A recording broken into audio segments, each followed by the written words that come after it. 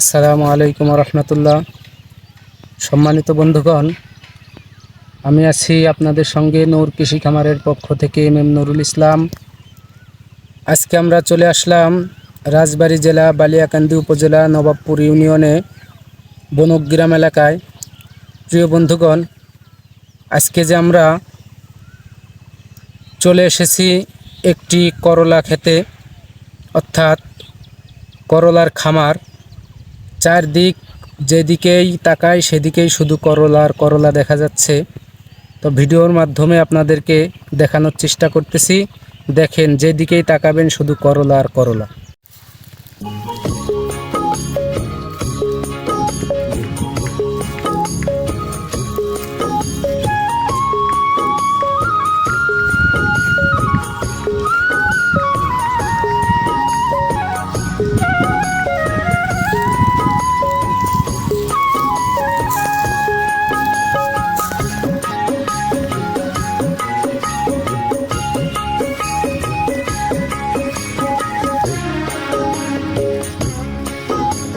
প্রিয় বন্ধুগণ, এতক্ষণ যাবৎ আপনারা দেখলেন যে যেদিকেই তাকাই শুধু করলা আর করলা।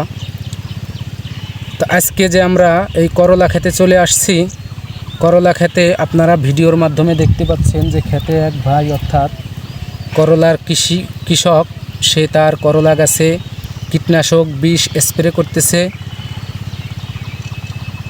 স্প্রে করার কারণ হচ্ছে এতে যাতে জাপ পোকা বা কোনো ধরনের হুল পোকা, এই পোকাগুলো থেকে যাতে করলা হেফাজত থাকে, অর্থাৎ পোকায় তার হুলকে হিঙায় দিলে করলাটা নষ্ট হয়ে যায়, পচে যায়।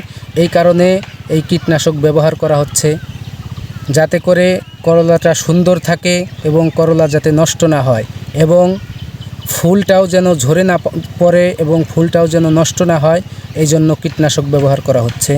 তো প্রিয় বন্ধুগণ, আসলে করলা চাষ এটা জাংলায়ও চাষ করা যায়, আবার মাটিতেও চাষ করা যায়। তো আমরা যে আজকে এখানে চলে আসছি, এখানে শুধু মাঠ ভরা করলা চাষ, সবই মাটিতে চাষ, অর্থাৎ নিচে নাড়া দিয়ে তারা করলা চাষ করতেছে।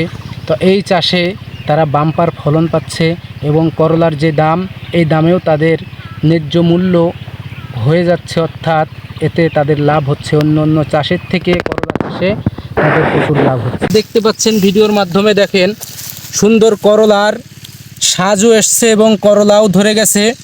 তা উনি হয়তো প্রথম রোজা থেকে এটা বিক্রি করতে পারবে না, কিন্তু রোজা হয়তো 8-10টা হয়ে গেলে উনি এই গাছ থেকে করলা হারভেস্ট করতে পারবে। প্রিয় বন্ধুগণ, আসলে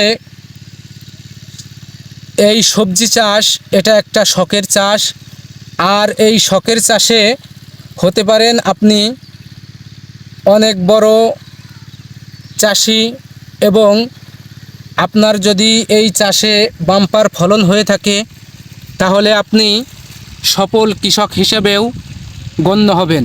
আজকে আমাদের ভিডিও এই পর্যন্তই। যারা আমাদের এই ভিডিওটি দেশ এবং দেশের বাইরের থেকে দেখতেছেন, আপনাদের সকলকে ধন্যবাদ এবং নূর কৃষি খামারের পক্ষ থেকে আপনাকে স্বাগতম। যারা এখনও পর্যন্ত আমার চ্যানেলটিকে সাবস্ক্রাইব করেন নাই, দয়া করে চ্যানেলটিকে সাবস্ক্রাইব করবেন এবং আমার ডিসক্রিপশন বক্সে লিঙ্ক দেওয়া থাকবে বেগুন গাছ সম্পর্কে। বেগুন গাছে কী ধরনের কীটনাশক ব্যবহার করতে হয়, বেগুন গাছে কী ধরনের ফলন হয়, এটা যদি দেখতে চান তাহলে ডিসক্রিপশন বক্সে চলে আসেন, ওখানে লিঙ্ক দেওয়া থাকবে। ধন্যবাদ সকলকে।